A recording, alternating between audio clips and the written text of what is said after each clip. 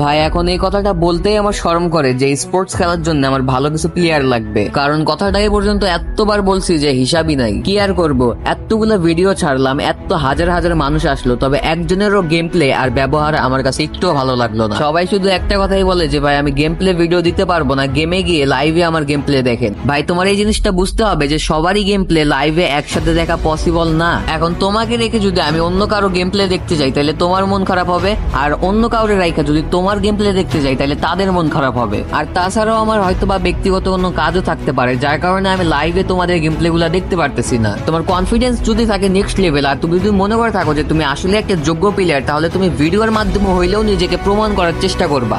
Squad নাই দেখে BR খেলতে পারতেছি না, টুর্নামেন্ট খেলতে পারতেছি না, কাস্টম খেলে সেইটা দিয়ে ভিডিও বানানো লাগতেছে। তুমি রাশার হও, স্নাইপার হও, সাপোর্টার হও, যেটাই হও না কেন, যদি একটা যোগ্য প্লেয়ার হয়ে থাকো তাহলে যেভাবেই পারো তোমার একটা গেম প্লে ক্লিপ আমাকে দেখাও। কথা দিচ্ছি আমাদের টিমে আসলে তোমার তেমন একটা খারাপ লাগবে না। মন থেকে আমাদের টিমে আসতে চাও, আর তুমি যদি একটা যোগ্য প্লেয়ার হয়ে থাকো শুধু তাহলেই আমাকে মেসেজ করবা। আর এটা ভাববো না যে টিমে আসার সাথে সাথে টুর্নামেন্ট খেলা শুরু করে দিবা। প্রথমে আমাদের বর্নিং ঠিক করতে হবে, দেন টুর্নামেন্ট। পুরোটাই তোমার ইচ্ছা তুমি আমাদের টিমে আসবা কিনা।